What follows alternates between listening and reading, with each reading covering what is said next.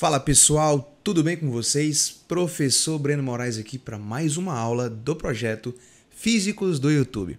Se você não sabe o que está rolando, vem cá que eu te falo. Olha só, os maiores professores de física do YouTube se reuniram em um mega projeto para disponibilizar aulas de qualidade de forma organizada para você. Essa é a terceira aula do projeto aqui no canal e hoje eu vou fazer parceria com o grande Fabrício do canal Física Fabris, tá, gente? Ele fez a teoria do assunto Leis de Newton. O vídeo de teoria tá aqui no card, é só você acompanhar depois da minha aula, tá legal? E hoje a gente vai para os exercícios.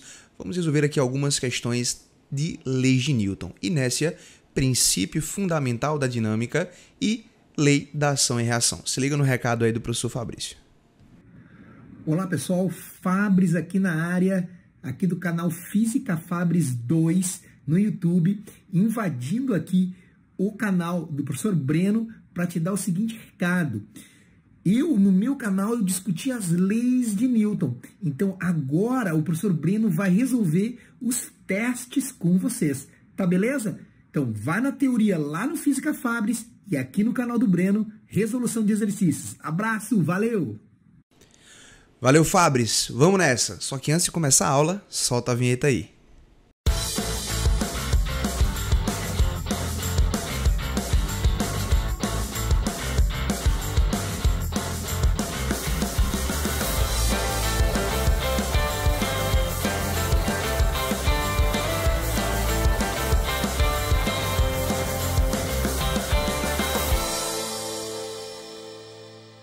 Vamos lá, pessoal. Primeira questão, Leis de Newton. Acompanha comigo aqui, olha só. O personagem Cebolinha, na tirinha abaixo, vale-se de uma lei da física para executar tal proeza que acaba causando um acidente. Então vamos analisar aqui, olha só. Aqui eu tinha uma mesa, ele puxou a toalha da mesa. Que tal, pai? Zupt! O que foi que aconteceu? A toalha saiu, mas o que estava em cima da toalha ficou, tendeu a permanecer onde ele já estava. Existe uma lei da física que fala coisas em repouso tendem a ficar em repouso. Como você puxa muito rápido a toalha, é como se as coisas que estavam em cima dela esquecessem de reagir e tendem a permanecer ali aonde estão. Esse é o belíssimo princípio da inércia, descoberto por Galileu e gerado em forma de lei pelo Newton. Só que depois ele causou um acidente aqui porque a toalhinha enrolou aqui nas pernas da mãe dele e acabou derrubando aqui os pratos. Então, a lei considerada pelo personagem, gente, primeira lei de Newton, lei da inércia, que diz o seguinte, ó: todo corpo tende a permanecer em seu estado natural de movimento até que uma força externa a ele atue, mudando assim o seu estado de movimento, mudando a sua velocidade. Uma força resultante provoca uma aceleração. Então, coisas que estão quietas tendem a ficar quietas, coisas que estão em MRU tendem a ficar em MRU, a não ser que uma força externa mude essa situação. Tranquilo? Essa aqui foi simples, só para a gente esquentar as turbinas. Vamos lá. Questão 2. Em uma bola pesada, são conectadas duas cordas, como mostra a figura abaixo. Considere as duas cordas iguais e as seguintes situações. Questão muito bacana, pessoal. Essa aqui, olha só. Um puxão rápido na corda inferior, que é essa aqui, fará com que ela se parta. Então, tem uma bola aqui bem densa, bem pesada. Se eu puxar essa corda de baixo aqui violentamente, ela vai se partir. Um puxão lento na corda inferior fará com que a corda superior se parta. Olha que bacana. Se eu puxar isso aqui com força, tá legal? Quem vai se romper é ela, se eu puxar de forma violenta. Se eu puxar de forma lenta, quem vai se romper é a corda de cima. Acompanha o vídeo que eu coloquei para você aqui, ó, dessa experiência. Puxão violento, torou a de baixo. Puxão lento, torá de cima. Legal isso aí, né, pessoal? Então é o seguinte, ó. O que é que tá por trás disso? Galerinha, inércia mais uma vez. Essa bola aqui, ela tem inércia, ela tende a permanecer em equilíbrio do jeito que ela tá. Se você puxar essa corda aqui muito violentamente, essa corda vai retardar, ela vai demorar para reagir porque ela é muito densa, ela é muito pesada. Então eu vou aumentar drasticamente a tração aqui, ó. Como essa corda aqui vai demorar para reagir por inércia, essa corda aqui quase não vai sentir esse puxão. É igual você pegar um grande caminhão, você tentar puxar ele por uma corda, se você começar a puxar de forma lenta, fazendo força, mas de forma lenta o caminhão vai acompanhar você. Legal? Agora, se você puxar essa corda violentamente, o caminhão por inércia tende a ficar onde está e vai acabar que sua mão vai escorregar ou a corda que você está puxando vai se romper. Então, mais uma vez, essa situação acontece por causa da inércia. Situação bonita essa aí. Assinale a alternativa que explica por que ocorre a situação 1. Lei de Newton. Vamos ver aqui, ó. Terceira lei de Newton, não. Terceira lei de Newton é a lei da ação e reação. A força é muito pequena para mover a bola. Ó, puxão rápido aqui. O atrito do ar com a bola... Gente, nada de atrito aqui, né? A bola tem muita energia... Até tem, tá? Mas tem nada a ver com isso, não. A inércia da bola. Exatamente isso, ó. Se eu puxar muito rapidamente, por inércia, ela resiste a variar o seu movimento e a corda de baixo acaba rompendo-se. Bonito isso aí. Vamos lá. Próxima questão, questãozinha do Enem 2014, galera. Questão bacana, acompanha comigo. Para entender os movimentos dos corpos, Galileu discutiu o movimento de uma esfera de metal em dois planos inclinados sem atritos, experiência clássica realizada por Galileu lá no século XVI e XVII, e com a possibilidade de se alterarem os ângulos de inclinação, conforme mostra a figura. Na descrição do experimento, quando a esfera de metal é abandonada para descer um plano inclinado de um determinado nível, ela sempre atinge no plano ascendente, no máximo, um nível igual àquela em que foi abandonada. Vamos discutir isso aqui. Eu tenho aqui um nível horizontal e vamos supor que a gente vai desenhar uma bolinha aqui, ó. Se eu desprezar todos os atritos aqui, pessoal, isso aqui é um sistema mecanicamente conservativo. Então aqui eu tenho energia potencial, essa energia potencial é convertida em energia cinética aqui embaixo, e essa energia cinética volta a ser convertida em energia potencial aqui em cima, de modo que ela sempre vai atingir o mesmo nível. Sistema conservativo. E aí, o Galileu teve uma grande ideia. Se eu pegar esse plano aqui, ó, que é o plano de subida, o plano ascendente, e descer ele e colocar ele na horizontal, o que é que vai acontecer com essa bolinha? O Galileu percebeu que essa bolinha ela só para quando ela atinge esse nível que foi o nível do lançamento. Se eu colocar o plano horizontal, quando é que essa bolinha vai atingir esse nível aqui de cima? Nunca, né? Porque o movimento dela vai ser por aqui, ó. O movimento dela vai ser por aqui. Você concorda comigo? Então, se ela nunca vai atingir esse nível horizontal aqui de cima, ela nunca vai parar. E aí o Galileu descobre a inércia. Quais são as forças que atuam aqui nessa bolinha? Então vamos aqui, ó. Eu tenho aqui o peso para baixo. Tenho a força peso para baixo. Tranquilo? São as duas únicas forças que atuam no sistema, tá? E tenho a normal, que é a força de apoio do solo aqui sobre a bolinha para cima. Então aqui eu tenho a nossa força normal. Essas forças, elas se anulam, tá? Só tem elas na vertical, então a bolinha não acelera nem para cima nem para baixo. Então essas forças se anulam.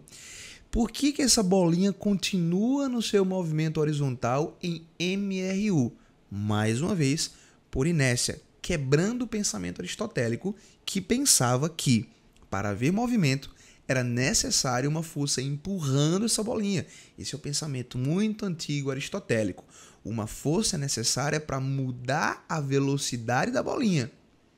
Se eu não tenho força resultante, a sua velocidade não muda. Então ele pode estar em repouso ou em movimento retilíneo uniforme, que é o movimento onde o vetor velocidade fica constante. Em modo, direção e sentido, logicamente. Tá tranquilo, pessoal?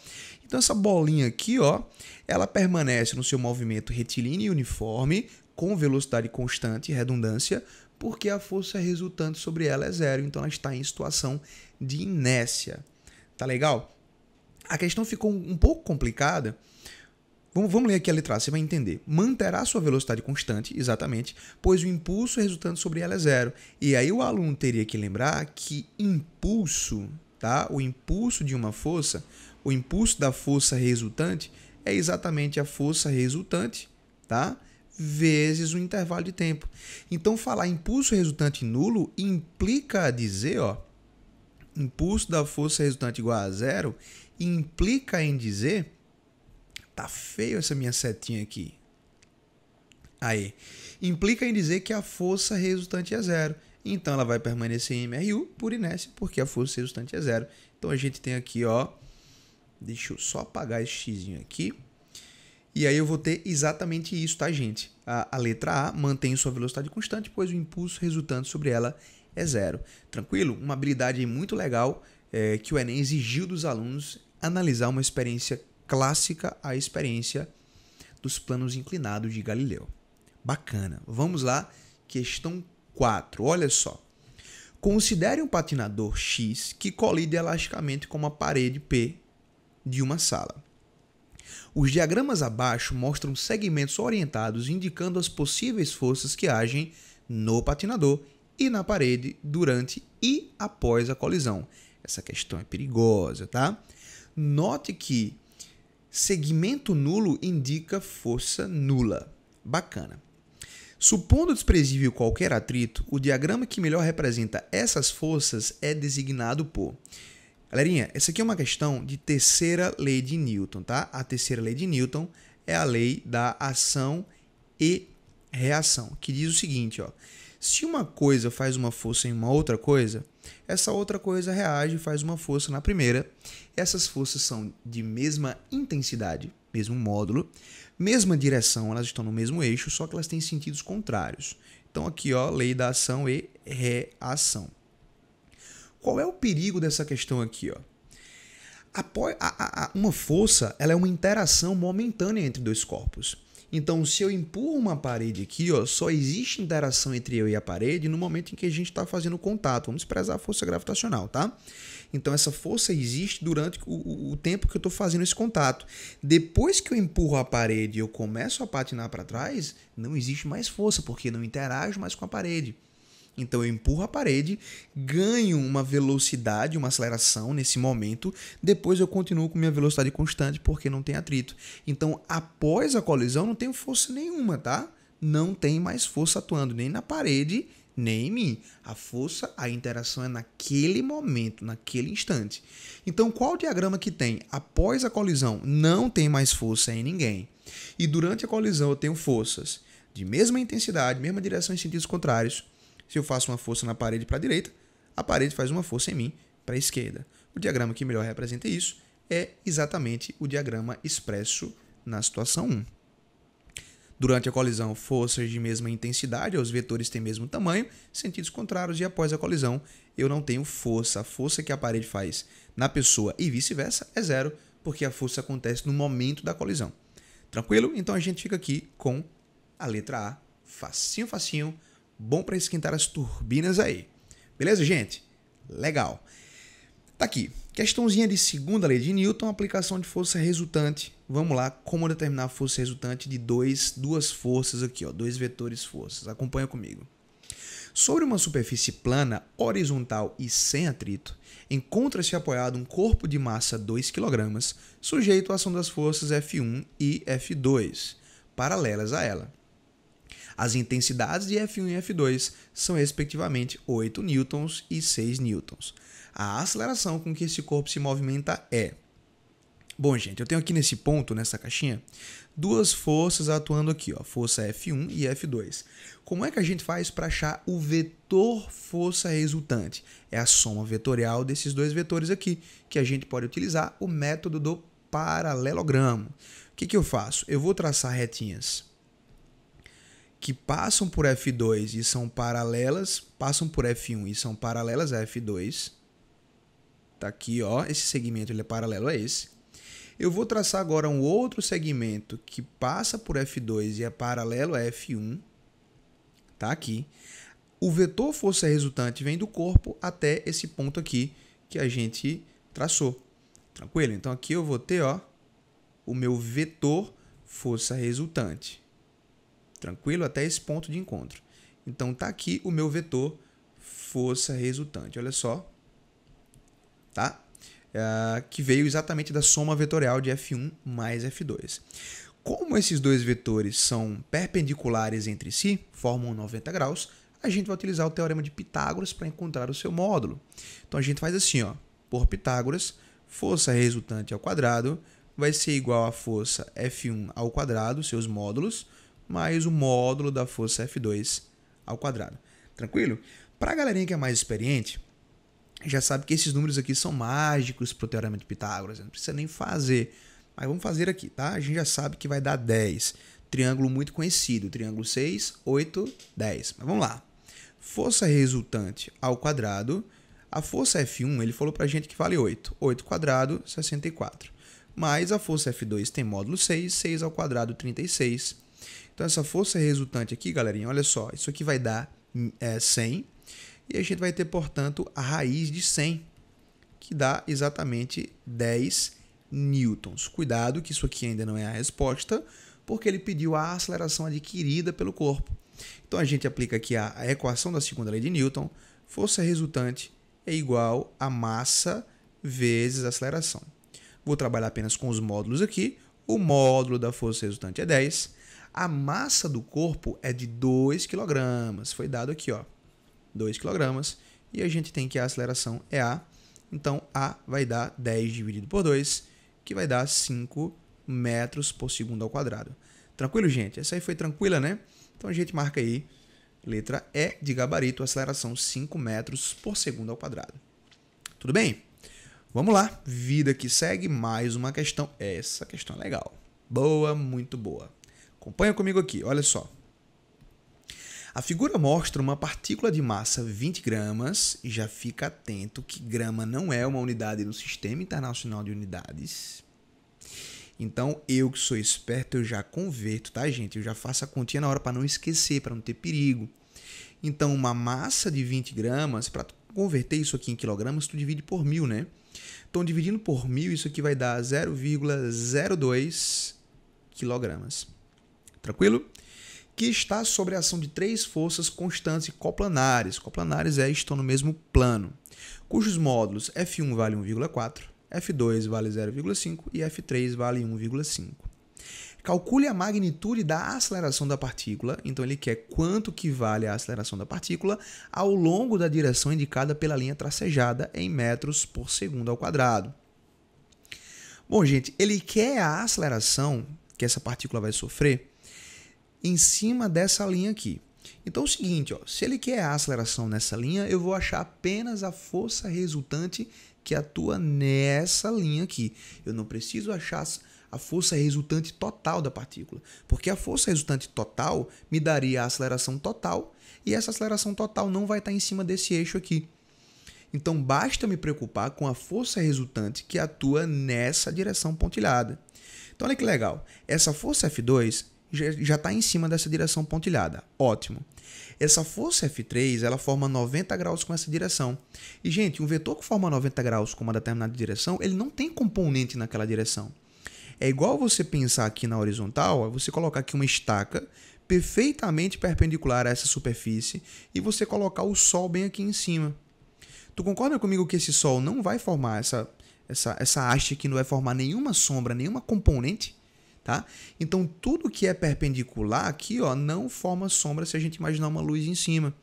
Então, esse vetor F3, ele não tem componentes aqui, ó, nessa direção. Deu para sacar isso aí, pessoal? Esse vetor F1, ele está inclinado. Ah, então ele vai ter uma componente aí. Então, ó, ele vai ter uma componente nessa direção que não vai me interessar. Por que não vai me interessar? Porque eu quero a força resultante. Eu quero a força resultante nessa direção. Então, eu vou colocar aqui, mas eu não vou me preocupar com essa força, tá, gente? Ela não é motivo de preocupação para a gente. Vou até chamar isso aqui de F1Y. Poderia ser Y, X, tanto faz. Agora, eu vou ter a componente, ó, que é a sombrinha que essa força faz nessa direção pontilhada. E aqui eu vou ter que me preocupar. Por que aqui eu vou ter que me preocupar? Porque ele quer a aceleração nessa direção. Então, eu tenho que achar essas forças aqui. Vou chamar isso aqui de F1x. Tranquilo? Bacana. Que ângulo é esse aqui? Você consegue me dizer que ângulo é esse? Muito fácil, né? Esse ângulo aqui vai ser um ângulo de 60 graus, porque 60 mais esse 120 aqui tem que dar 180 graus, que é o ângulo raso. Então aqui a gente tem, ó, 60 graus. Então como é que eu acho essa componente F1x? Então F1x vai ser, como esse vetor está colado a esse ângulo de 60, Quem está colado recebe cosseno. Então, F1x vai ser F1 cosseno de 60 graus. Que maravilha, muito simples. Então, F1x vai ser, quanto é que vale o módulo de F1? 1,4. Então, a gente vai ter 1,4 cosseno de 60, lembra que vale 1/2? Então, 1,4 vezes 1/2, isso aqui vai dar para a gente lindamente 0,7 newtons. Então, vamos agora ver quanto é que vale a força resultante. Deixa eu chamar isso aqui de direção x. Quanto é que vale essa força resultante na direção x, tá? Então, vem cá. Eu tenho F2 para um lado e tenho F1x para o outro lado. Quanto é que vale esse F2? 0,5 newtons. Então, nessa direção, eu tenho dois vetores com sentidos contrários. Então, a resultante é a subtração dos seus módulos. Concorda comigo? Então, a gente vai ter que a força resultante na direção x, basta a gente pegar aqui em módulo, né? A maior menos a menor. Então, a gente pega F1x menos F2. Isso aqui vai dar 0,7 menos F2, que vale 0,5.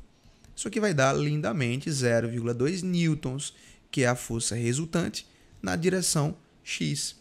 Veja que ele quer a aceleração da partícula. E agora fica muito fácil.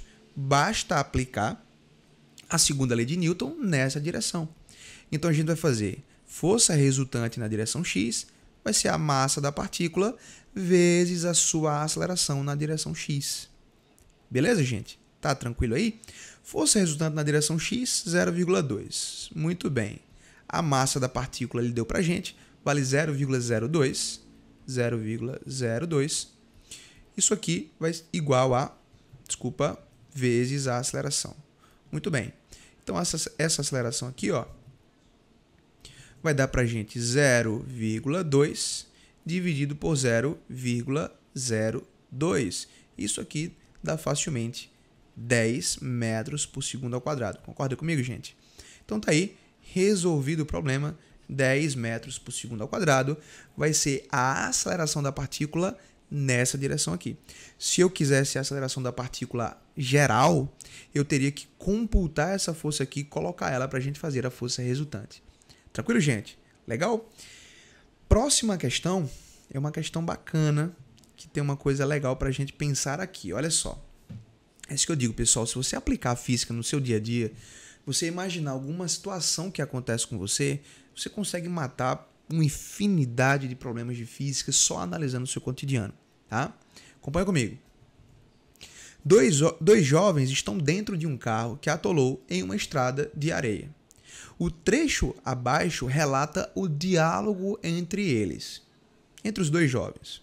Um fala o seguinte, ó: vamos descer para empurrar o carro, só assim ele pode sair do atoleiro.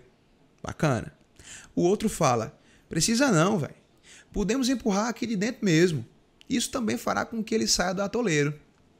Imagina, duas pessoas dentro de um carro. O carro atola. Se tu dentro do carro empurrar o carro vai sair, vai? Não, né? Ah, é porque eu não tenho força suficiente. Não é porque você pode ser o cara mais forte do mundo. O carro não vai sair dali. É igual você tá numa pista, acaba a gasolina e você fala: bicho, vamos empurrando até o posto ali, mas vamos empurrando de dentro mesmo? E aí você começa a empurrar o painel do carro, você dentro do carro, empurrando o painel do carro e o carro começa a andar. Tem sentido isso? Tem não, né? Se fosse assim, eu vou dizer mais uma coisa.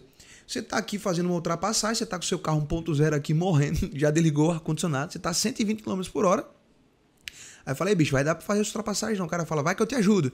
Aí o cara começa a empurrar o carro de dentro. E o cara pisa no acelerador, com o empurrão do cara, o carro começa a ir cada vez mais rápido. Tem sentido isso? Tem não, gente. Por quê? Pela seguinte explicação. Olha só. Vamos imaginar aqui, ó. Vamos imaginar aqui o carro.